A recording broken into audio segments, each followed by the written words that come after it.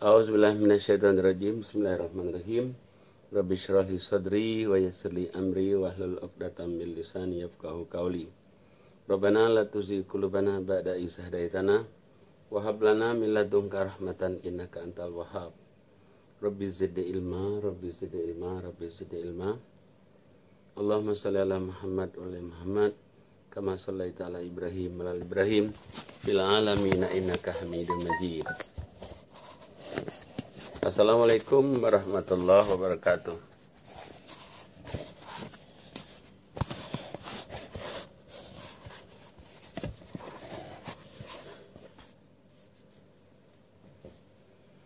Kita akan surat Al-Anfal ya, ayatnya 17.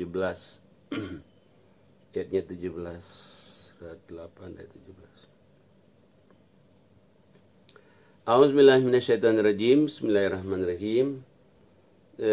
Jadi di ayat 17 ini ceritanya cerita perang. Cerita perang. Jadi pada masa Rasulullah itu, coba kita lihat. A'udzubillahi minasyaitonirrajim. Bismillahirrahmanirrahim. Maka yang sebenarnya bukan kamu yang membunuh mereka. Jadi kalau ada musuh nyerang, terus kamu balas, sebetulnya yang dia meninggal itu ya bukan kamu, tapi Allah yang menolong kamu. Jadi Allah yang membunuh mereka, dan bukanlah kamu yang melempar ketika kamu melempar. Ketika melempar juga bukannya kamu yang melempar, tapi Allah yang melempar. Jadi Allah katakan, dan untuk memberi kemenangan kepada orang mukmin, kemenangan itu sungguhnya Allah yang menolong orang-orang yang beriman. Jadi pertolongan Allah bagi orang-orang yang beriman, kepada siapa saja orang beriman itu ditolong oleh Allah. Nah, ayat 18-nya Allah katakan, demikianlah Allah yang melimpahkan kepada kamu itu pertolongan, dan sungguhnya Allah melemahkan tipu daya orang-orang yang kafir itu. Nah, kemudian Allah katakan ayat yang 19-nya, jika kamu orang musyrik itu mencari keputusan, maka telah datang keputusan kepada kamu. Jadi keputusan kepada kamu, mungkinnya dia ngajak damai, nah, kamu berhenti, udah kalau ngajak damai. Maka itulah yang lebih baik bagi kamu. Tapi jika kamu kembali ya, berperang, berarti mereka memerangin. Misalnya kami kembali pula nolong kamu. Dan angkatan perangmu sekali-kali tidak akan dapat menolak dari sesuatu bahaya apapun juga, karena ada pertolongan Allah itu. Biarpun mereka banyak orangnya, tapi dia nggak bisa mengalahkan kamu. Allah beserta orang-orang yang beriman. Allah itu selalu nolong orang yang beriman dimanapun orang beriman itu berada. Kalau orang beriman itu kan dia nolong agama Allah. Orang kafir itu ya dia nolong hawa nafsunya. Nah, ayat 20-nya Allah katakan, hai orang-orang yang beriman, ikutlah Allah, ikutlah Rasul. Jangan kamu berpaling daripada Allah dan Rasul sedangkan kamu mendengarkan perintah itu. Nah, janganlah kamu menjadi seperti orang-orang yang munafik. Orang munafik itu, dia berkata, mendengar, padahal sebenarnya dia tidak mendengarkan, tidak mengamalkan. Nah, Allah katakan, Allah sangat benci sekali orang-orang yang seperti itu. Jadi sesungguhnya binatang makhluk yang seburuk-buruknya pada sisi Allah ialah orang-orang yang peka, tuli, dan tidak mengerti apapun. Peka, bisu, tuli, nggak ngerti apapun. Jadi ya dia kayak binatang aja kata Allah. Mestinya dia mendengarkan dengan kupingnya, melihat dengan matanya. Kalau sekiranya Allah mengetahui kebaikan ada pada mereka, tentulah Allah menjadikan mereka itu dapat mendengar. Kalau mereka itu sudah berbuat baik lagi, pasti Allah akan buka. Tapi jika Allah menjadikan mereka dapat mendengar, niscaya mereka pasti berpaling juga. Sedangkan mereka memalingkan diri apa yang mereka dengar itu. Jadi selama dia memalingkan diri, dia mendengar Quran, tapi dia memalingkan diri, tetap aja Allah tidak akan buka hatinya. Tapi begitu dia nanti membuka hati, Allah juga akan buka hatinya juga. Maka itu Allah katakan ayat 24-nya, hai orang-orang yang beriman, penuhilah seruan Allah dan Rasul. Apabila Rasul menyeru kamu pada suatu yang memberikan kehidupan kepada kamu, Jadi kalau kamu itu ikutin Allah, ikutin Rasul, pastilah Allah memberikan kepada kamu kehidupan yang lebih baik. Aman, damai, tentram. Ketahuilah bahwa sungguhnya Allah membatasi antara manusia dan hatinya. Manusia itu biasanya ikutin hawa nafsu. Kalau hatinya, hati yang suci itu, dia bukan ikutin hawa nafsu. Dia mengikuti perintah-perintah Allah. Sesungguhnya kepada Allah lah kamu akan dikumpulkan di hari kiamat. Jadi manusia itu akan dikumpulkan di hari kiamat. Tapi kalau dia baik, beriman, masukkan ke surga. Kalau dia buruk, dia masukkan ke neraka.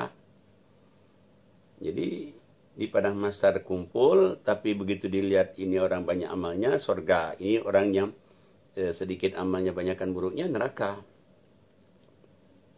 Maka itu Allah ingatkan ayat 25-nya, bertakwalah kamu. Takutlah kamu akan satu ujian. Yang ujian itu tadi tidak akan menimpa orang-orang yang zalim secara khusus. Orang beriman juga bisa kena. Tapi Allah katakan ketahuilah, sesungguhnya Allah sangat keras sekali siksaannya. Allah ingatkan, dan ingatlah hai para muhajirin ketika kamu masih berjumlah sedikit dulu itu. Lagi tertindas di muka bumi, di Mekah. Kamu takut orang-orang Mekah akan menculik kamu. Maka Allah memberi kamu tempat menetap Madinah. Dan dijadikannya kamu takut dengan pertolongan Allah. Dan diberinya kamu rezeki yang sebaik-baiknya agar kamu bersyukur. Jadi banyak pertolongan Allah waktu kamu tertindas dulu itu. Ditolong Allah, diberikan kemudahan supaya kamu itu bersyukur. Tapi kalau tidak bersyukur, azab Allah yang datang. Kalau bersyukur, rahmat Allah yang Allah berikan, Allah ketambahkan lagi. Jadi tergantung kita. Allah itu tergantung kita. Kita dekat sama Allah, Allah dekat pada kita. Kita jauh, Allah juga jauh. Kita bersyukur, Allah tambah banyak lagi. Tidak bersyukur, yang ada pun Allah ambil. Makanya Allah katakan, hai orang-orang yang beriman, janganlah kamu mengkhianati Allah dan Rasul. Dan juga jangan juga berkhianat dengan amanat yang Allah berikan kepada kamu. Sedangkan kamu tahu. Ya, berkhianat kepada Allah dan Rasul berarti dia tidak mendengarkan ayat Allah. Dan berkhianat kepada amanat Allah berikan, misalnya dia rezeki, nggak keluarkan infaknya, itu nggak amanat. Sedangkan dia tahu perintah zakat, infak, sedekah. Maka Allah katakan, ketahuilah, sungguhnya harta dan anak-anak itu cobaan. Sungguhnya Allah di sisinya pahala yang sangat besar. Jadi kalau kita diuji oleh harta, diuji oleh anak, ingat bahwa itu cobaan. Sabar ngadapin anak, dapat harta bersyukur, ya lulus. Pahala nunggu. Tapi kalau kita coba anak nggak lulus, coba harta nggak lulus, ya sudah, wassalam. Makanya Allah ingatkan, hai orang-orang yang beriman, jika kamu bertakwa kepada Allah, maka Allah jadikan kamu itu furqan, pembeda. Jadi kita itu diberikan pembeda. Pembeda itu kita tahu mana baik, mana buruk hidup ini. Kalau kita bertakwa. Tapi kalau kita tidak bertakwa, nggak akan Allah berikan furqan. Jadi sebetulnya hidup kita ini, begitu kita mendekat kepada Allah, Allah berikan ini baik, ini buruk, ini benar, ini salah. Gitu kita sholat 5 waktu saja. Sholat itu Allah, kita udah minta sama Allah, ihdinas siratal mustaqim, tunjuk jalan lurus, tunjuk jalan yang lurus. Hanya kepada Engkau yang menyembah, hanya kepada Engkau kami minta tolong. Nah, sudah diberikan furqan, dihapuskan dosa-dosa kita, diampuni kesalahan-kesalahan kita. Allah mempunyai karunia yang sangat-sangat besar. Ya, tapi lagi-lagi tadi itu, makanya sebetulnya tergantung kepada kita. Kalau kita itu baik, Allah pasti akan membalas yang lebih baik lagi. Kita buruk, ya dibalas Allah. Tapi itu pun masih untung. Kalau kita baik, amal biasa dibalas 10, amal sedekah 700, amal sabar unlimited tanpa batas. Kalau kita buruk, 1 balas 1. Untung sebenarnya gitu, sangat untung. Kita berdosa nih. Dosa kita, masuk ubrok-ubrok dosa kita ini. Banyak sekali dosa kita. Begitu dia tobat, diampuni semua. Nggak ada dosa yang nggak diampuni Allah. Kalau dia bertobat. Begitu baiknya Allah itu sama kita. Tapi kalau dia nggak bertobat, nggak ada ampunan. Dan kalau dia nggak bertobat, siksa Allah. Dunia, akhirat juga disiksa oleh Allah. Dan Allah Ta'ala ingatlah ketika orang-orang kafir Quraisy memikirkan daya upaya terhadap kamu untuk menangkap kamu. Jadi Nabi Muhammad itu waktu di Mekah itu mau ditangkap, mau dipenjarakan, mau dibunuh, mau diusir. Mereka memikirkan tipu daya, dan Allah menggagalkan tipu daya itu. Allah sebaik-baik pembalas tipu daya. Mereka bikin tipu daya, ya Allah juga bikin tipu daya, dan sepaling baik tipu daya adalah tipu dayanya Allah. Hanya Nabi Muhammad itu kan nggak tersentuh oleh orang-orang kafir karena dilindungi Allah. Nah, tapi Nabi Muhammad itu juga baik kepada orang. Nah, Allah katakan ketika dibacakan kepada mereka itu ayat kami, mereka berkata, sungguhnya kami telah mendengar ayat-ayat seperti itu. Jadi orang kafir itu kalau dibacakan ayat Allah, mereka kami tahu itu. Kalau kami menghendaki, niscaya kami akan dapat membacakannya seperti itu juga. Ini tiada lain. Ayat Quran itu Allah anggap dongengan-dongengan orang dulu saja. Auzubillah. Auzubillah, yang berani dengan azab Allah ya. Nah, kemudian ketika mereka orang munafik itu, ketika orang-orang musyrik itu berkata, ya Allah, jika betul Quran ini adalah benar-benar dari sisi Engkau, orang kafir, orang musyrik mengatakan kalau ini Quran dari Engkau, maka hujani kami dengan batu dari langit, atau datangkanlah kami azab yang pedih. Jadi dia nantang Nabi Muhammad, kalau benar coba turunkan hujan batu, kalau benar coba azab kami. Tapi Allah jawab, Allah katakan di ayat 33-nya, Allah tidak mungkin mengazab mereka itu sedangkan Nabi Muhammad ada di situ. Dan Allah tidak mungkin akan mengazab orang-orang yang azab itu sementara orang yang beriman masih banyak minta ampun. Jadi banyak orang mengatakan Jakarta ini banyak maksiat tapi tetap Allah selamatkan. Kenapa?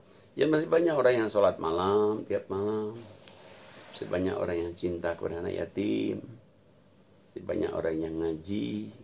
Ya masih selamat.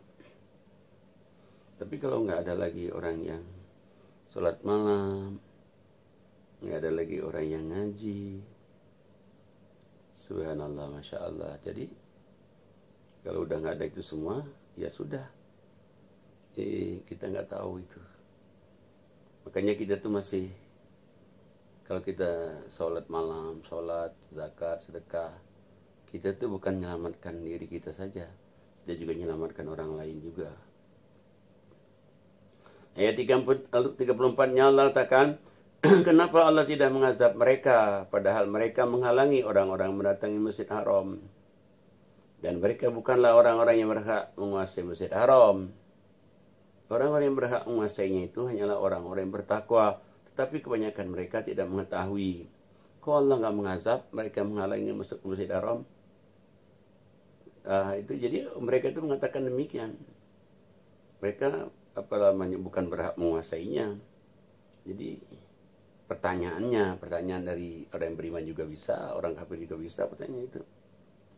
Sembahyang mereka itu sekitar Masjid Haram itu tiada lain hanya siulan, tepukan tangan. Jadi orang-orang yang menyembah berhala pada waktu itu ya siul-siulan, tepuk tangan. Atau orang beriman juga yang hanya ya tidak khusyuk, tidak hanya yang tidak menyembah Allah dengan yang bagus. Ya terutama orang-orang yang syirik musyrik itu kan. Maka rasakanlah azab disebabkan kekafiran mereka itu. Sebetulnya orang kafir itu kenapa Allah marah kepada mereka itu? Sungguhnya orang kafir itu infak mereka pun untuk menghalangi manusia dari jalan Allah. Infaknya aja dia niatnya untuk menghalangi manusia dari jalan Allah. Nah, Allah katakan gara-gara infaknya itu niatnya hanya untuk menghalangi orang dari jalan Allah, mereka kemudian mereka akan menjadi nyesal nantinya. dan mereka juga akan dikalahkan. Kan kayak kita, kalau kita infak, kita merasa bahagia, merasa senang. Tapi kan mereka itu enggak, dia infak supaya menghalangi orang dari jalan Allah, malah habis dia infak dia nyesal, ya Allah banyak banget, gitu. Ya Allah banyak sekali. Tapi kalau orang yang beriman bukan nyesal, malah bersyukur. Karena dia merasakan kok hasil dengan dia infak itu dia makin bahagia. Hasil dia infak itu dibalas oleh Allah. Dan orang kafir itu nanti akan dikumpulkan di hari kiamat nanti, na'udzubillah. Makanya Allah katakan di ayat yang 37-nya, supaya Allah memisahkan golongan orang yang buruk dari yang baik. Jadikan orang yang buruk itu sebagai di atas bagian yang lain. Jadi Allah memisahkan orang buruk dan orang baik. Biasanya kalau orang yang baik kumpulnya sama orang-orang baik gitu. Tapi kalau orang nggak baik ngumpul sama orang-orang yang nggak baik semua itu. Nah, lalu kesemuanya ditumpukannya oleh Allah dan dimasukkannya ke dalam neraka jahanam. Mereka itulah orang-orang yang merugi. Jadi kalau orang itu nggak baik biasanya ya dia ngomongnya nyambungnya sama orang yang nggak baik semua. Kalau itu misalnya orang baik, yang nyambungnya dia kepada orang-orang yang berbuat baik semua. Makanya kepada kita ya, kita masih hidup di dunia ini, sebetulnya kesempatan kita itu berbuat baik. Kesempatan kita itu mencari amal. Soalnya kalau kita nanti sudah meninggal, tidak bisa lagi. Dan kita beramal soleh itu bukan saja nolong diri kita, nolong orang tua juga, orang tua dapat pahala. Nolong anak cucu kita juga, kita doakan anak, bisa juga mendoakan anak cucu. Dan bukan saja nolong di akhirat, di dunia juga. Kalau orang yang beriman beramal soleh, di dunianya pun dia merasakan kesenangan, kebahagiaan, kedamaian di dunianya, apalagi di akhiratnya. Dan yang paling menguntungkan sekali bagi orang yang beriman itu, di Quran itu, tidak ada dosa yang tidak diampuni. Itu paling menguntungkan sekali itu. Selama orang itu bertobat, ikutin Allah, semuanya diampuni semua. Masya Allah. Makanya surat 3 ya, surat 3 132 Allah berfirman, A'udzubillahi minasyaitonirrajim. Bismillahirrahmanirrahim. Wa ati'ullaha war rasul la'allakum turhamun. Ikutilah Allah, ikutilah Rasul, supaya kamu disayang Allah. Jadi kalau kita ingin disayang oleh Allah, ikutin Rasul. Tapi bagaimana caranya supaya kita bisa ngikutin Allah, ikutin Rasul itu? Caranya Allah katakan. Apa caranya? Ayat selanjutnya. A'udzubillahi minasyaitonirrajim. Bismillahirrahmanirrahim. Wasari'u ila magfiratin mir rabbikum wa jannatin arduhas samawati wal ard uiddat lil muttaqin. Allah katakan caranya, segeralah kamu mohon ampun kepada Allah. Jadi kita ini segera mohon ampun. Kalau kita sholat istighfar yang banyak, surga yang seluas langit dan bumi itu disediakan untuk orang-orang yang bertakwa. Nah, kemudian lagi Allah kasih tahu lagi di ayat yang selanjutnya. Jadi kalau orang sholat istighfar itu tanda kalau orang itu ingin masuk surga seluas langit dan bumi. Tapi Allah katakan nggak cukup itu. Ayat 34-nya. Apa Allah katakan ayat 34-nya? Alladzina yunfiquna fis sarra wad dharra. Orang-orang yang berinfak di waktu lapang maupun sempit. Kita infak lapang sempit. Nah, Allah kasih tahu begitu dia infak lapang dan sempit, apalagi yang ketiga bisa nahan marah. Biasanya orang kalau udah sholat istighfar infak lapang sempit, otomatis dia bisa nahan marah. Dan yang keempat, Allah Ta'ala apa yang keempat? Memaafkan kesalahan orang lain. Biasanya kalau orang sudah sholat, banyak istighfar, infak lapang sempit, nahan marah bisa, memaafkan kesalahan orang lain bisa, dan Allah sangat mencintai orang-orang yang berbuat baik seperti itu. Allah katakan satu lagi, kalau kita ingin masuk surga, satu lagi. Ayat selanjutnya 135. A'udzubillahi minasyaitonirrajim. Bismillahirrahmanirrahim. Di 135-nya Allah katakan, walladzina idza zalamu anfusahum dzakarullah. Allah katakan, walladzina idza fa'alu fahishatan aw zalamu anfusahum dzakarullah fastaghfiru lidzunubihim wa man yaghfiru dzunuba illallah wa lam yusirru ala ma fa'alu wa hum ya'lamun.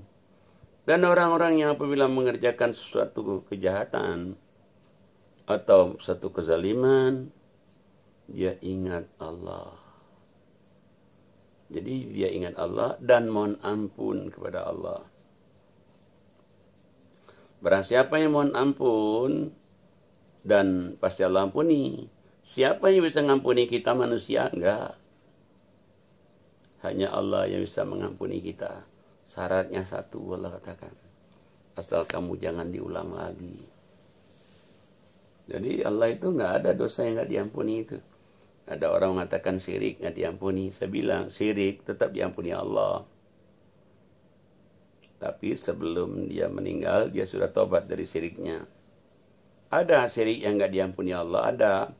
Kalau dia sampai mati, dia syirik, nggak diampuni. Tapi selama dia syirik, dia tobat, diampuni. Asal jangan ulang lagi. Nah, Allah katakan kalau orang bisa begitu, jaminan Allah. Yang jamin bukannya manusia, yang jamin Allah langsung. Ada 5 itu amalannya. Ayat 136-nya. A'udzubillahi minasyaitonirrajim. Ulaika jazaohum maghfiratum mir rabbihim. Mereka itu diampuni Allah dosa-dosa mereka. Dan surga mengalir banyak sungai-sungai, kekal di dalamnya. Itulah kenikmatan yang paling baik bagi orang-orang yang beramal. Jadi, ada amalan 5 ini, diampuni Allah dosa-dosanya, dan masuk surga kekal. Masya Allah. Luar biasa, itu jaminan itu. Nah, yang jamin Allah, bukan saya. Ayat ini yang jamin. Dan lagi yang diuntungkan kita orang beriman, kalau dia berbuat baik dibalas 10. Dia berbuat jahat, 1 balas 1.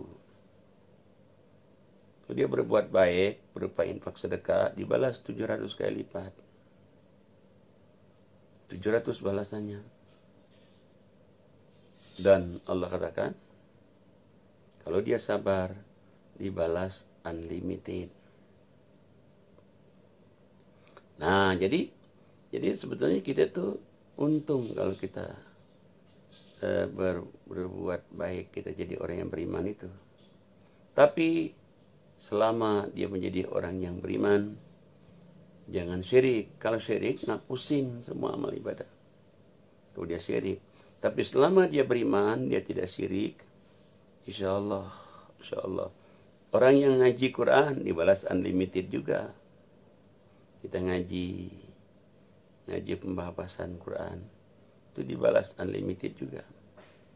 Nah, makanya kepada kita semuanya, mumpung kita masih diberi oleh Allah usia, mumpung masih diberi Allah kesempatan untuk kita berbuat baik. Berbuat baiklah. Kalau kita sudah meninggal, nanti nggak bisa lagi berbuat baik. Selama kita masih hidup ini, usahakan kita berbuat baik, karena kebaikan itu kembali ke diri kita. kejahatan kembali kepada diri kita. Mudah-mudahan kita harapkan semua kita menjadi ahli surga.